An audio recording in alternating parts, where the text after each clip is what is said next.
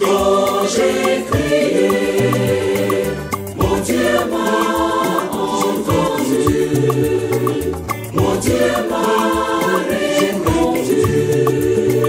Son nom est Elishama. Elishama, mon Dieu entend toujours, mon Dieu répond toujours. Son nom est Elishama. Elishama, mon Dieu entend toujours, mon Dieu répond toujours. Son nom est Elishama.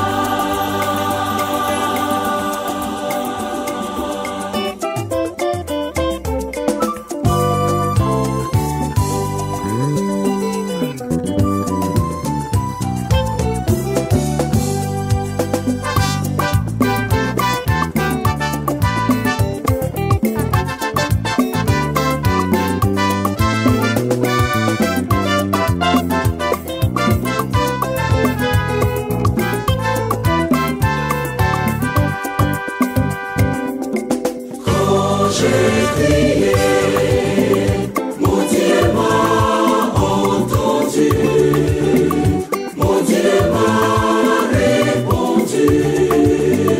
Son nom est Elishama.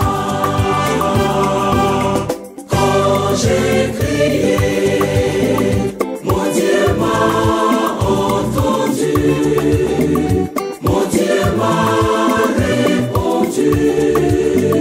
Son nom est Elishama. Elishama, mon Dieu entend toujours, mon Dieu répond toujours.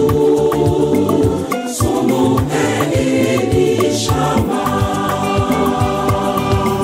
Elishama, mon Dieu entend toujours, mon Dieu répond toujours. Son nom est Elishama.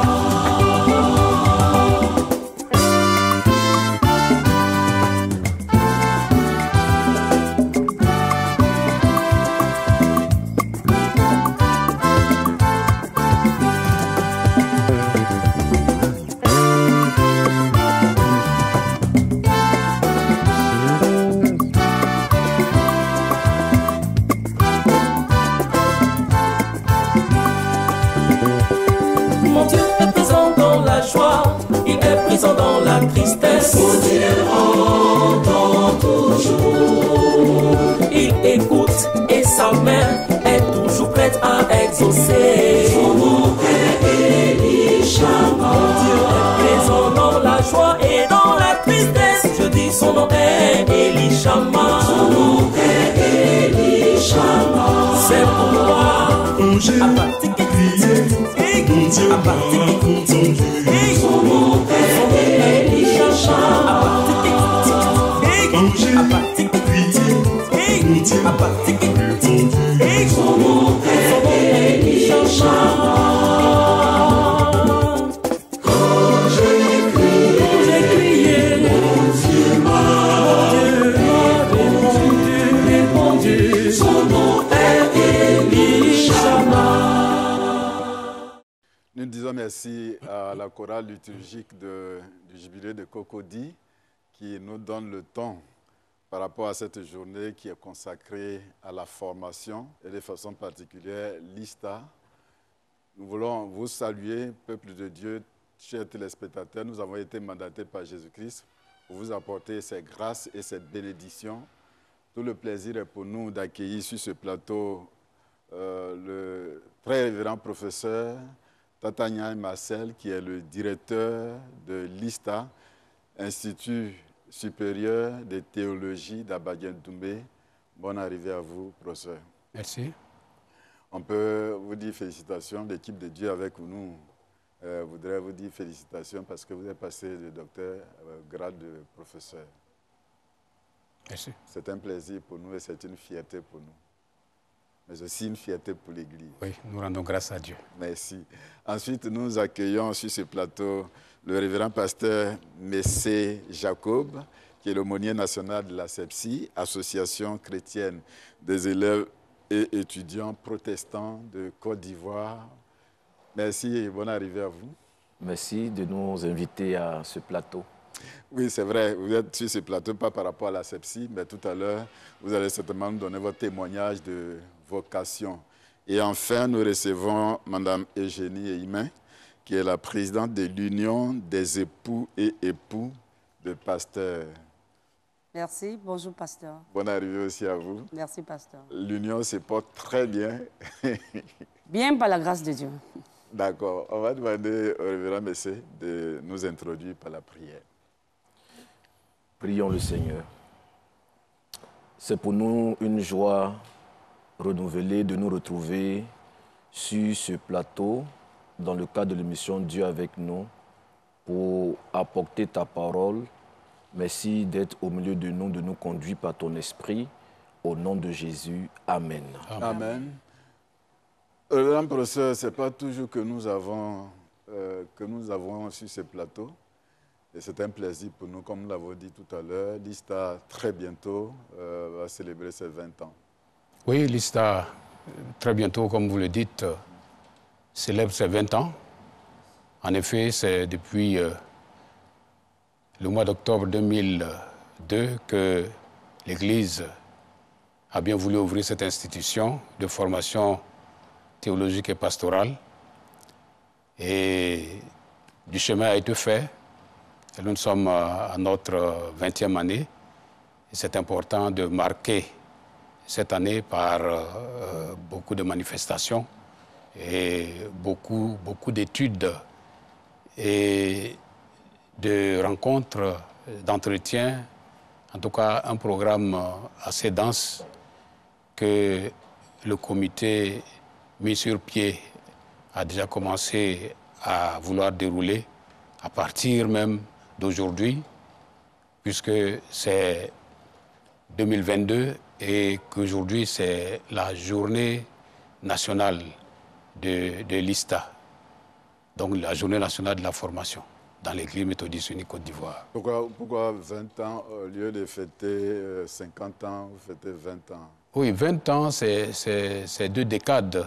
Ce n'est pas rien, comme on le dit. Et nous avons vu la grâce de Dieu nous accompagner parce que, comme tu le sais, ça n'a pas été facile pour l'Église d'ouvrir cet institut. Il a fallu qu'elle prenne une décision, je dirais, péremptoire au séminaire de Bouaké sur la formation en 2000. Donc c'était en quelque sorte les états généraux de la formation dans l'Église et surtout de la formation pastorale. Et l'Église a pris la décision ferme d'ouvrir l'Institut en 2002. Et en 2002, c'est venu en pleine crise. En pleine crise, effectivement, un mois seulement après le début de la crise, mais puisque la décision avait été faite et que les réflexions avaient été menées dans ce sens, l'Église était prête, par la grâce de Dieu, par l'appui de Dieu, pour ouvrir l'Institut. Et tout début n'étant pas facile à gérer, Dieu aidant, tout s'est bien déroulé malgré les difficultés, mais l'Église s'est surpassée et a tenu bon jusqu'à maintenant. Donc ça fait 20 ans. Il faut s'arrêter pour rendre gloire à Dieu et présenter à l'Église tous les fruits de ses efforts. Et ça, c'est important.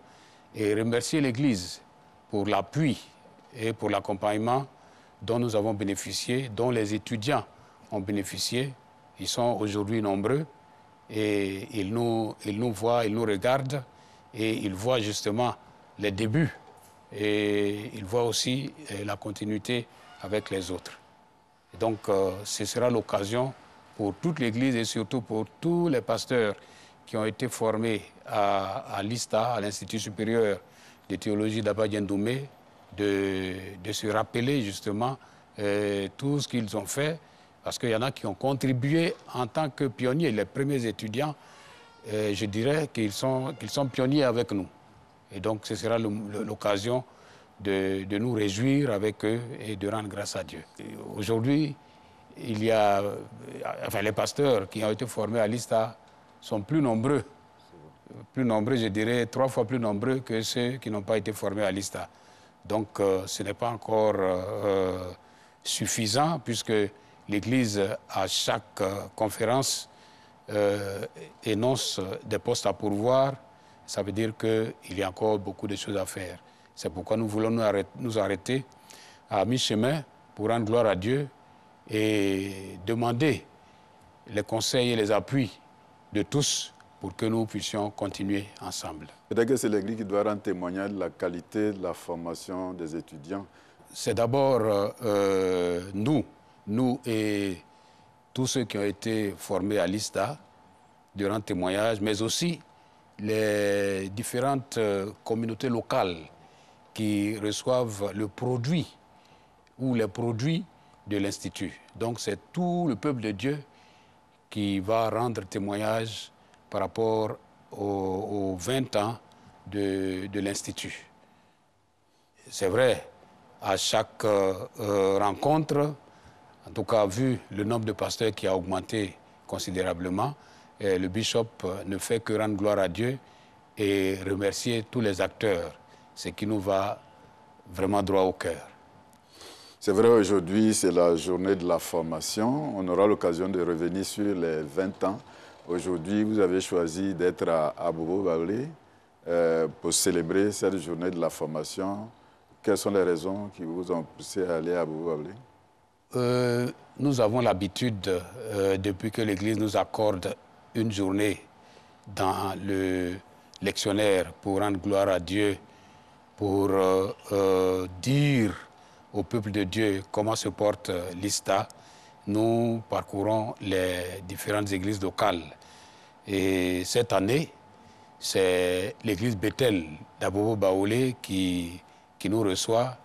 Et donc, nous sommes en fait à Abobo-Baoulé pour célébrer la journée de l'ISTA et lancer justement les festivités du 20e anniversaire. Certainement, à Abobo-Baoulé, on aura l'intégralité du message du jour. Le thème, il est le suivant: vocation à la dignité de serviteur de Dieu. Certainement, vous allez mettre l'accent sur la vocation et à la dignité du serviteur, comme vous l'avez dit tout à l'heure, hors antenne. Mais avant cela, on va lire le texte. On va lire le texte pour permettre au peuple de Dieu de savoir de quoi il s'agit. Et puis, vous allez nous aider à comprendre en quelques lignes ce thème. Révérend pasteur. Seigneur, bénis ta parole, au nom de Jésus. Amen. Amen. Lecture de l'Épître aux Hébreux, chapitre 5. Nous lisons du verset 1 au verset 6. Hébreux, chapitre 5, verset 1 à 6, et nous lisons. En effet, tout souverain sacrificateur pris du milieu des hommes est établi pour les hommes dans le service de Dieu, afin de présenter des offrandes et des sacrifices pour les péchés. Il peut être indulgent pour les ignorants et les égarés, puisque la faiblesse est aussi son partage. Et c'est à cause de cette faiblesse qu'il doit offrir des sacrifices pour ses propres péchés comme pour ceux du peuple. Nul ne s'attribue cette dignité s'il n'est appelé de Dieu comme le fut Aaron.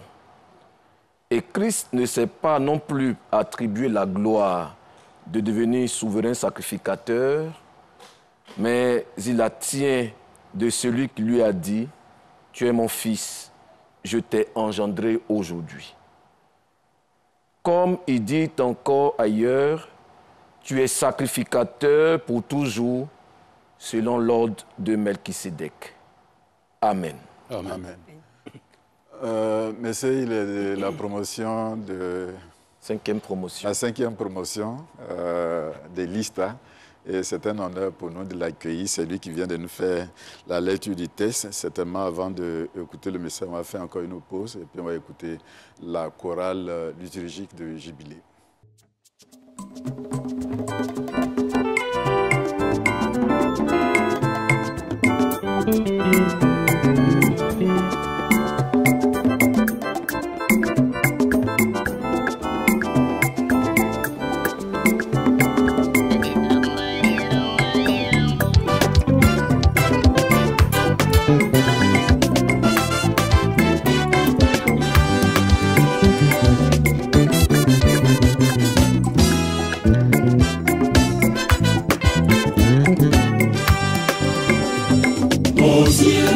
Jamais déçu,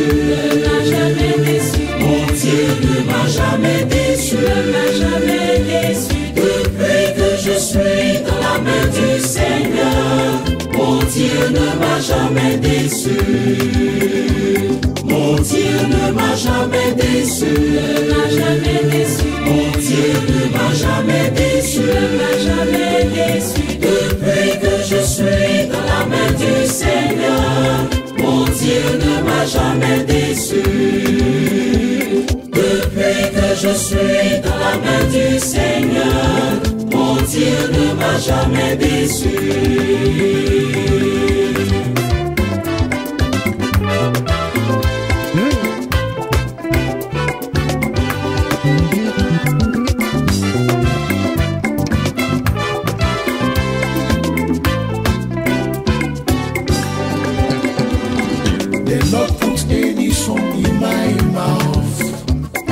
Of praise to my God.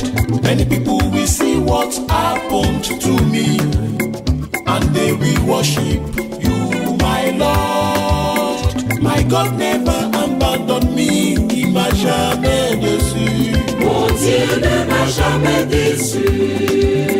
My God never abandoned me, il m'a jamais déçu. Mon Dieu ne m'a jamais déçu. Mon Dieu ne m'a jamais déçu. Mon Dieu ne m'a jamais déçu. Depuis que je suis dans la main du Seigneur, mon Dieu ne m'a jamais déçu. Mon Dieu ne m'a jamais déçu. Mon Dieu ne m'a jamais déçu. Depuis que je suis dans la main du Seigneur, mon Dieu ne m'a jamais déçu. Depuis que je suis dans la main du Seigneur, mon Dieu ne m'a jamais déçu. Merci bien à la chorale. Professeur, vous aimez bien la chorale? Vous avez été choriste? Oui, bien sûr. Jusqu'à aujourd'hui. Tout méthodiste est choriste, à sa manière. À sa manière. Ah, d'accord. Voilà le thème que l'Église nous propose en cette journée, vocation à la dignité de serviteur de Dieu. Oui, vocation à la dignité de serviteur de Dieu. Et c'est le thème général, mais qui est tiré du premier verset de l'Épître aux Hébreux au chapitre 5, qui dit « En effet, tout sacrificateur, tout souverain sacrificateur pris du milieu des hommes est établi pour les hommes dans le service de Dieu afin de présenter des offrandes et des sacrifices pour les péchés. » Tout souverain sacrificateur est pris au milieu des hommes, pris d'entre les humains et établi par Dieu pour les hommes en vue du service, pour présenter les offrandes et les sacrifices pour leurs péchés. Alors, le souverain sacrificateur, c'est celui qui, naturellement, opère les sacrifices, immole les animaux, qui fait le culte, qui fait le service et qui est auprès des hommes, au nom de Dieu, pour justement, à travers les sacrifices, expier les péchés. Et particulièrement,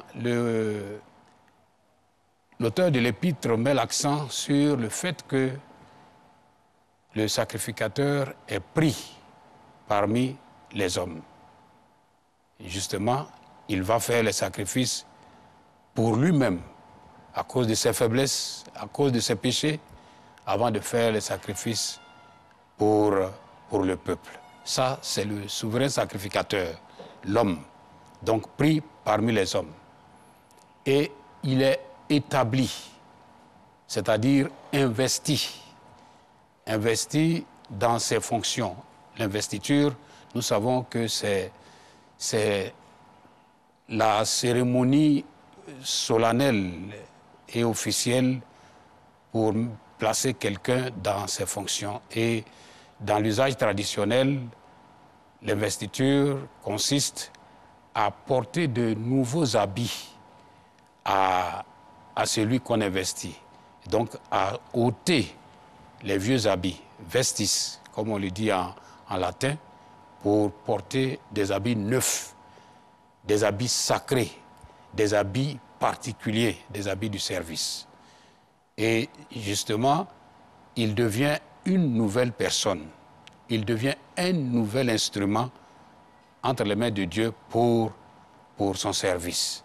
Et il a le rôle qui est celui d'être à la disposition du peuple, d'être au service de Dieu, mais dans le peuple.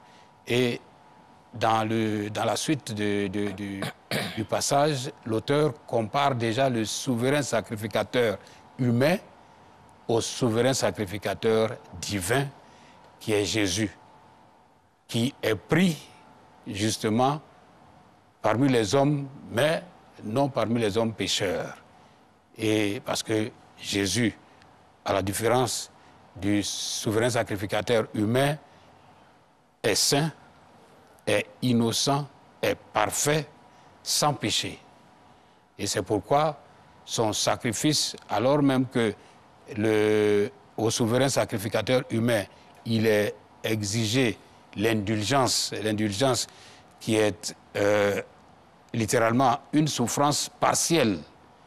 L'indulgence, c'est une souffrance partielle à laquelle est soumis le souverain sacrificateur humain. Mais l'indulgence du Seigneur Jésus, c'est une souffrance parfaite. Parce que lui, il accomplit le sacrifice sur sa propre personne. Et son sacrifice devient parfait. Parce qu'il donne sa vie. Il fait la propitiation. L'humain fait l'expiation puisque lui, il immole les animaux pour expier les péchés. Jésus, le souverain sacrificateur par excellence, s'immole lui-même. Donc, il s'approprie le sacrifice. Et l'auteur fait la différence entre les deux. Et donc, c'est par rapport à Jésus donc, que nous sommes serviteurs. C'est par rapport à Jésus que notre vocation doit nous faire tendre vers la dignité de serviteur de Dieu. Et donc, c'est la tendance, c'est le penchant pour la dignité, c'est la prise au sérieux du service, c'est la valeur qu'on donne au service à travers le témoignage de soi-même, le témoignage positif de soi-même qui nous rend dignes de serviteurs. Donc notre vocation, c'est la tendance, cette tendance qui nous rend dignes de façon totale, dignes de serviteurs. C'est donc ce que l'auteur de l'épître est en train de nous enseigner ici. Et nous rappelons que l'épître, justement, a été écrite par un anonyme, mais écrite de façon élégante, élaborée de façon savante, pour amener, justement, ceux qui se sont convertis au christianisme, mais qui ont tendance, par rapport à la persécution, à retourner au sacrifice lévitique. Donc c'est une exhortation à tous ceux-là qui fuient, dont la foi affaiblit, dont la foi s'est affadie pour les amener à entrer dans une nouvelle vocation et à retourner à la participation au culte et aux autres manifestations de l'Église. Et donc à reprendre de façon nouvelle et de façon dynamique les activités de l'Église par la foi. Parce qu'ils avaient tendance à perdre la foi à cause des persécutions et à retourner au sacrifice lévitique.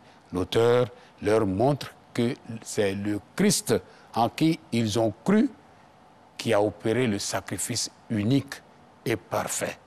Et donc, désormais, les sacrifices qu'ils ont connus, les sacrifices lévitiques, sont futiles, sont vains.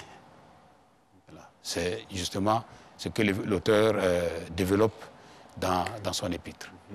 L'Église, oui, le lectionnaire ou l'Église choisit ce texte. Qu'est-ce que l'Église voulait nous dire en ce jour? Oui, l'Église veut mettre l'accent sur deux choses. Les caractères du serviteur. Donc, les caractères qui sont issus de la vocation. Il y a le choix, parce qu'il est dit que le souverain sacrificateur est pris d'entre les hommes. Donc, le choix parmi la multitude, parmi les frères et sœurs, parmi les contemporains, Dieu opère un choix particulier sur quelqu'un qui n'en est pas digne en fait. Donc il y a le choix sans mérite. Et il y a le fait d'être établi par Dieu, d'être investi par Dieu. Donc c'est les deux caractères, celui d'être choisi et celui d'être investi, reconnu, donc qualifié par Dieu pour le service. Et maintenant, celui qui a bénéficié de tout cela de la part de Dieu doit avoir un penchant vers la dignité, doit être tendu vers la dignité. S'il prend justement son ministère, sa vocation, son appel au sérieux, il est digne. S'il ne le prend pas au sérieux, il est indigne. Mais gloire soit rendue à Dieu de ce que tous, nous comprenons la valeur de notre vocation, nous comprenons la particularité de notre appel pour tendre vers la dignité de serviteur, de pas n'importe quel Dieu, mais le vrai Dieu, le Dieu qui est en Jésus-Christ, s'est donné pour nous. Nous sommes dans une communauté. Comment la communauté peut témoigner d'une personne qui a reçu une vocation? Justement, il y a une approche, je pourrais dire vocationnelle. Et comme nous sommes dans le cadre pastoral, une approche pastorale. L'approche pastorale vers ceux qui nous sont échus en mission et en partage. Le texte parle de l'indulgence, c'est-à-dire, et justement ceux à qui le texte s'adresse sont qualifiés d'ignorants et d'errants. Ignorants et errants. Parce que c'est des gens qui sont en train de perdre la foi. Ils sont en train de négliger le dépôt de la foi. Et donc, l'approche que le vocationné, celui qui a reçu l'appel, l'appelé, développe, permet justement à la communauté de comprendre tout ce qui est en Dieu, tout ce que Dieu veut pour elle, et c'est la communauté même qui témoigne que l'appelé est digne par rapport à son approche, par rapport à sa façon de présenter Christ à la communauté, sa façon d'exhorter, sa façon de recadrer tous ceux qui ont tendance à s'écarter de la vérité. Voilà, donc c'est cette approche, justement, ce n'est pas facile puisque aujourd'hui, beaucoup ont tendance à ne pas accepter la vérité. Mais justement, il faut une approche pour faire passer la vérité. Bien que beaucoup aient tendance à rejeter la vérité et à fonctionner dans le faux. Donc toute l'approche, toute la question de l'approche pastorale est ici mentionnée. Vous avez reçu la vocation, vous tendez vers la dignité. Est-ce que ça suffit pour qu'on vous déclare un serviteur de Dieu?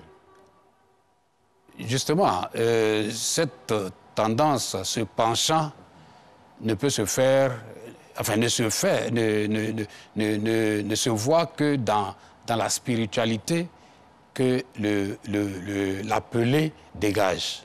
Voilà. Quand il y a spiritualité, c'est vraiment tout ce dont la communauté peut avoir besoin, tout ce dont la communauté doit bénéficier pour qu'elle-même qualifie déjà l'appelé de Dieu, le serviteur de Dieu, de digne, avant même que Dieu, qui sait tout, le fasse. Dieu, il sait tout, il le fait, mais il plonge l'appelé dans une communauté et la communauté juge l'appelé à partir de sa perception, à partir de son enseignement, à partir de ses exhortations, à partir de son encadrement spirituel, social, vis-à-vis de la communauté. Donc la communauté a un mot à dire sur le mérite de la dignité de celui que Dieu a appelé et de celui que Dieu a envoyé vers elle et chez elle. Quand il a reçu la vocation, il reçoit une formation. Oui, quand il a reçu la vocation, il reçoit une formation. Mais la formation, c'est une étape. Une étape. Mais avant cette étape, il y a la reconnaissance de la vocation par son église locale qui est sa base, là où il est censé être connu, là où il est censé exercer sa spiritualité, sa moralité. Et c'est cette église qui fait monter son expression de vocation jusqu'à l'autorité suprême de l'église, qui est la conférence, bien sûr en passant par les structures que nous connaissons dans l'église. Et c'est la conférence qui prend la décision de le former. Et la conférence le forme, assure toutes les charges de cette formation. Et quand il sort de la formation, donc de ses études académiques et pastorales, il est mis en essai dans un district, dans une église locale précisément, où il est suivi pendant 2 années et demie avec justement des examens, avec des rapports sur son approche ecclésiastique. Et donc l'Église qui reçoit tous ces rapports prend la décision de le reconnaître officiellement, d'authentifier sa vocation qui est passée par toutes les filières, qui est passée par la formation, qui est passée par le stage que nous appelons le proposana. Et l'Église le reconnaît à travers la consécration pastorale par imposition des mains des pasteurs précédemment consacrés.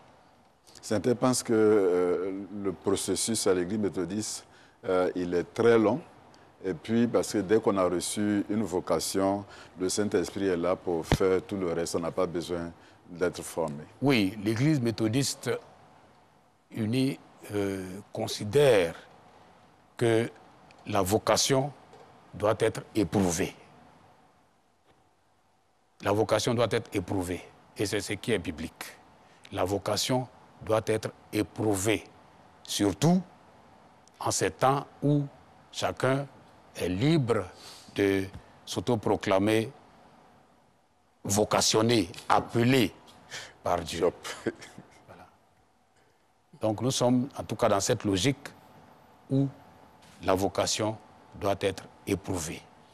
Parce que celui qui s'est dit avoir la vocation, avoir reçu la vocation, qui est un appel particulier, nous le soulignons, un appel particulier de la part de Dieu, et qui présente de l'impatience, on devrait douter de sa foi. Si vous avez reçu l'appel de Dieu, la vocation de la part de Dieu, et que vous êtes impatient, on devrait douter de votre foi. Et l'Église méthodiste unie est dans cette logique. La preuve est là. Le révérend pasteur Messé, certainement, va nous donner l'occasion d'apprécier sa vocation. Lui-même, il avait déjà apprécié cela, mais permettre aux téléspectateurs de comprendre comment on reçoit et comment vient une vocation. Révérend Messé. Ok, merci Révérend Célestin Kafou pour l'occasion que vous nous donnez de témoigner de notre vocation. La vocation, c'est l'appel que Dieu lance à tout être humain en vue de le mettre en mission auprès des hommes. Et il y a plusieurs manières pour Dieu d'appeler quelqu'un. Et je vais vous dire en quelques mots comment est-ce que j'ai été appelé par Dieu au ministère pastoral. Tout a commencé dans mon enfance. Je fais partie des serviteurs de Dieu que Dieu appelle dans l'enfance. Et quand j'étais à l'école du dimanche, j'ai noté que j'avais une grande admiration pour les pasteurs. Et puis, lorsque il s'agissait de jouer les sketchs, j'affectionnais le rôle de pasteur. Et donc, il ne fallait pas que ce rôle soit attribué à quelqu'un d'autre. Et je jouais fièrement ce rôle de pasteur. Et à l'aide d'une feuille blanche, je l'insérais dans le col pastoral. Et c'est ainsi que, la vocation va grandir. Et puis, je vais devenir par la suite moniteur d'école du dimanche en classe de 6e. Ensuite, responsable au niveau du groupe de jeunes et de la SEPSI. Et jusqu'à ce que j'ai le bac. Mais avant d'en arriver là, souvent, dans les rêves, dans les songes, je me voyais utilisé par Dieu dans la prédication, dans la prière pour les malades. Et donc, après le baccalauréat, je me suis dit que ces rêves et ce désir de servir Dieu que j'avais lorsque j'étais enfant n'étaient que des enfantillages. C'était un rêve d'enfant. Avec le baccalauréat, je m'ouvrais sur le monde universitaire et j'avais beaucoup de possibilités pour m'insérer dans le tissu social. Et donc, j'avais commencé à mettre en priorité certaines choses, ma formation académique et puis mon insertion professionnelle. Et il faut dire que la vocation était toujours présente, quoique je ne m'intéressais plus à cela, parce que j'avais d'autres objectifs que je visais. Et en 2005, j'avais nouvellement intégré le groupe de jeunes d'Angré. J'étais venu assister à une prière. Il faut dire qu'on ne me connaissait pas dans ce groupe de jeunes. Donc je m'étais assis au fond de la salle. Et puis il y avait un orateur qui développait un thème. Et dans la prière, il est venu jusqu'à moi pour dire « Mon frère, Dieu t'appelle à le servir ». Alors, j'étais un peu surpris de savoir comment est-ce que quelqu'un qui ne me connaissait pas au préalable pouvait savoir que Dieu avait un projet de ce genre me concernant. Mais bon, lorsque j'ai reçu cette information, que je savais déjà, ça ne m'intéressait vraiment plus. Ça ne m'intéressait vraiment plus. Il fallait que je réussisse à l'université, vu que les conditions familiales étaient très austères, très difficiles. Il fallait que je puisse me faire une place au soleil, comme on le dit. Et de fil en aiguille, la voix de Dieu va se faire vraiment très persistante, si bien que des inconnus, lorsque j'étais dans la rue, venaient me saluer, bonjour pasteur, bonjour pasteur, bonjour pasteur. Au départ, je pensais que c'était simplement des méprises que les gens faisaient. Et donc, une fois, j'étais au carrefour de la Riviera 2, avant qu'on ne fasse l'échangeur. Et puis, il y a une dame qui m'a accosté, elle m'a salué, elle m'a dit bonjour pasteur. Et puis, je lui ai dit, mais madame, qui vous dit que je suis pasteur? Est-ce que vous ne vous trompez pas de personne? Elle m'a dit non, je ne me trompe pas. Vous êtes pasteur? J'ai dit non, je ne suis pas pasteur. Elle dit, mais comment savez-vous que je suis pasteur? Et elle le dit dans ses mots, elle dit, quand on vous regarde, ça sent sur vous. Alors j'ai compris que la chose était vraiment très sérieuse. J'étais maintenant convaincu, mais il y avait toujours la peur de servir Dieu, la peur de l'inconnu, parce que pour moi, c'est une inconnue. Qu'est-ce que ça renferme? Est-ce que je vais m'en sortir? Est-ce que je serai à la hauteur de cette mission que Dieu me confie? Comment est-ce que je vais me nourrir? Comment est-ce que la famille que je vais fonder va pouvoir s'en sortir? Quand on voit souvent le quotidien des hommes de Dieu qui n'est pas toujours reluisant, alors je me posais beaucoup de questions et ces questionnements, en fait, contribuaient à m'endurcir vis-à-vis de l'appel que Dieu m'avait lancé depuis longtemps.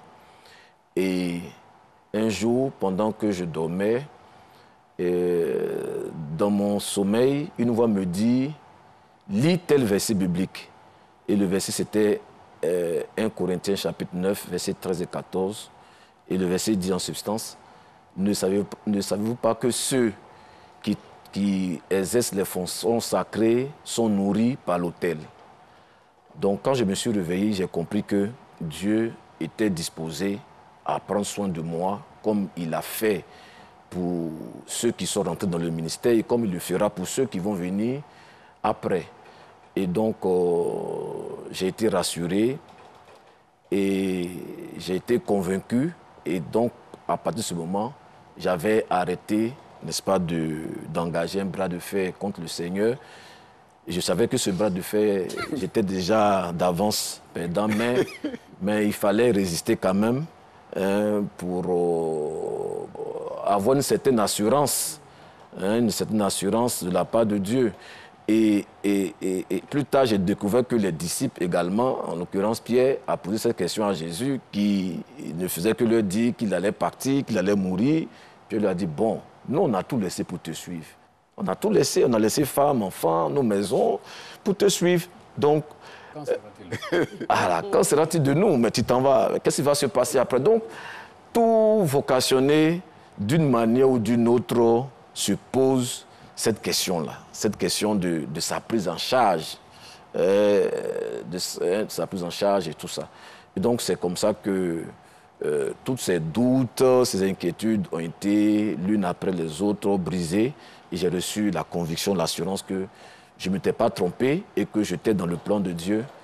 Et comme j'étais à l'asepsie, je me suis confié à mon aumônier, le révérend Jonas Zamé, qui a été d'un secours vraiment utile pour moi, qui m'a encadré parce que j'avais aussi une mauvaise vision du ministère pastoral à l'église méthodiste.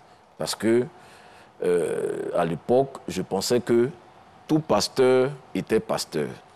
Mais avec le temps et avec le pasteur Zamé, j'ai découvert qu'à l'intérieur du corps pastoral, il y a des pasteurs, il y a des docteurs, des enseignants, il y a ceux qui sont évangélistes, ceux qui sont portés vers la mission.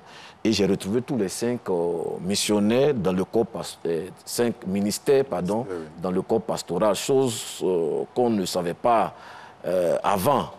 Et donc, certains de nos amis qui sont dans d'autres communautés religieuses ne faisait que nous chahuter pour dire, bon, votre communauté ne reconnaît que des pasteurs, il n'y a pas ceci, il n'y a pas de prophètes, il n'y a pas d'apôtres et tout ça. Mais avec de religions armées, j'ai découvert que dans le corps pastoral, il y a effectivement les 5 ministères dont la Bible parle. Donc c'est comme ça que j'ai fait connaître ma vocation aussi à l'église John Wesley, la Riviera Palmeraie. Je salue le conseil et son pasteur. Et c'est eux qui ont porté ma vocation jusqu'à ce que Dieu m'ait fait la grâce d'être reçu à l'ISTA et de recevoir la formation, puis l'envoi en mission dans le secteur missionnaire de Saint-Franc. Nous sommes avec notre maman, la présidente de l'Union des époux et épouses des pasteurs. Même si vous n'avez pas reçu de vocation, mais ça s'apparente, ou bien? Oui, c'est vrai que nous n'avons pas reçu de vocation particulière, mais je dis qu'être épouse de pasteur, c'est aussi en quelque sorte une vocation. Parce que c'est pour aller accompagner celui-là qui a reçu la vocation, avec toutes les difficultés que cela pourrait comporter, il faut qu'elle aussi soit véritablement appelée pour pouvoir aider le serviteur de Dieu à accomplir sa mission. C'est facile ou bien c'est plaisant? Le Seigneur a dit que son joug, il est doux et léger. Donc c'est facile parce qu'il est avec nous. Sinon, dans le quotidien, on rencontre des difficultés. Mais Christ est avec nous nous remportons. Très bientôt, vous avez une retraite. Vous êtes là pour nous indiquer quand, où, et certainement lancer l'appel à toutes les femmes et les époux. Merci, révérend. Chaque année, le dernier week-end du mois de février est réservé, j'allais dire, pour la retraite des époux et épouses de pasteurs. Cette année, nous y allons partir du 25 février au 27 février, vendredi 25 au dimanche 27 février à Avagou, dans le district de Jacquesville, pour notre retraite annuelle. Je suis là donc pour inviter les mamans, nos aînés, les doyennes, inviter nos sœurs, inviter les plus jeunes, tous âges, hein, qu'on soit conjoint de pasteur, hommes ou femmes, nous sommes invités à aller à Avagou pour notre retraite. Tantôt, vous parliez de formation et c'est la journée de la formation de l'ISTA. Nous allons aussi pour nous former. Parce que la vocation que les pères, que les époux ont reçue, ils ont été formés pour la mission. Nous sommes à leur côté, nous avons besoin, nous aussi, d'être formés pour pouvoir mieux les aider. Parce que quand on n'est pas formé, quand on n'est pas préparé pour cette mission, on risque d'être comme, j'allais dire, des épines dans la gorge. Parce que nous sommes déjà conjointes, la Bible ne nous autorise pas, ne les autorise pas à se séparer de nous. Nous ne devons pas être des fardeaux pour eux, mais plutôt des ézères, des épouses, des époux qui soutiennent par la prière, qui soutiennent, en tout cas selon les forces que Dieu leur donne. Donc, j'invite vivement les mères, les sœurs, les pères à venir à la retraite pour que nous puissions accompagner les serviteurs et servantes de Dieu dans cette charge que Dieu leur a confiée. La retraite va tourner autour de quoi? Le thème, c'est le thème de l'Église qui a été reconduit, thème que nous allons aussi aller traiter pour la 3e fois, j'allais dire.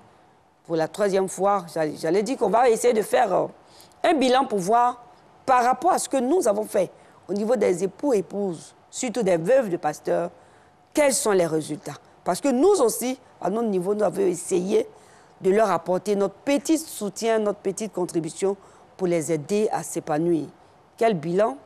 Et puis, à côté du thème de l'année, chaque année, nous avons un thème médical. Cette année, le thème qui a été retenu, c'est la grippe saisonnière, pour coller à l'actualité. La grippe saisonnière qui sera traitée par un éminent professeur. Un éminent professeur. Et à côté de ces 2 thèmes, nous allons nous entretenir. Parce que vous savez qu'il y a différents âges, différentes générations. Nous allons nous aussi, pour nous donner des conseils, pour pouvoir réussir cette mission ou alors cette vocation, entre guillemets, d'être époux ou épouse de pasteur? Le professeur, c'est souvent difficile qu'elles se déplacent tous pour aller à la retraite. Oui. Oui, la responsabilité incombe au pasteur. Oui, tout à fait. Bon, elle-même reconnaît qu'il y a des difficultés et il y en a qu'elle a excusé même d'emblée.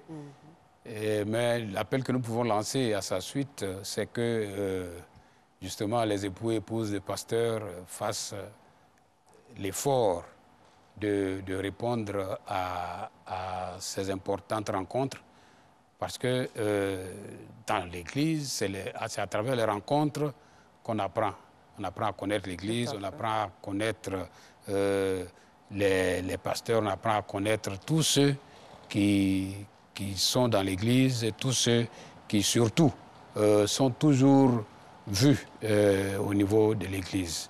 Et puis, les thèmes qu'elle a énoncés, il y a le thème de l'année, le thème des 3 années, et puis le thème justement qui colle avec l'actualité par rapport à la grippe saisonnière.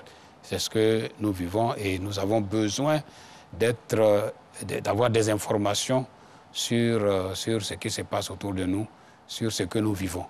Voilà. Et donc nous ne pouvons que les encourager parce que ce sont nos premiers paroissiens et paroissiennes. Merci bien, révérend professeur. Un dernier mot et puis vos contacts, comment on peut vous joindre? Bien, nous voudrions rappeler encore au moment que nous sommes à quelques jours. Je dirais que le village d'Avago nous attend. Elles sont interpellées à pouvoir confirmer leur présence. Confirmer pour nous permettre de faciliter le convoi. Vous pourrez me joindre au 07 88 15 89. Je le répète, 07 2 fois 88 15 89. Venez et allons tous et toutes à Avago pour nous restaurer en Jésus.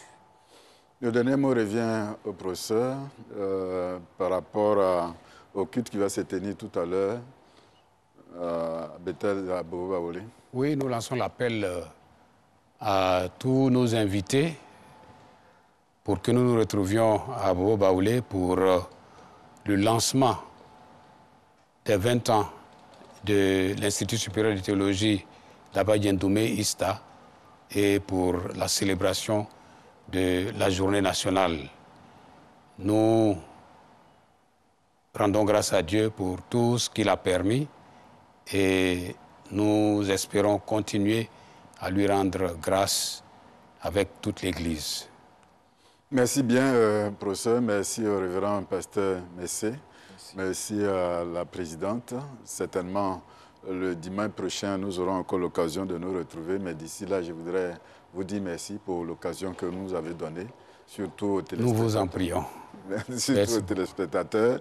Merci, que le Seigneur vous accompagne dans ce ministère. Nous voulons saluer et dire merci à l'équipe qui nous a accompagnés dans la réalisation de cette émission. Il y a un autre qui n'est pas là, qui est au montage, notre ami Maswell. Nous voulons aussi lui dire merci. Certainement, Dieu vous accompagne et sa grâce demeure sur vous, maintenant et pour toujours. Amen. Amen. Amen.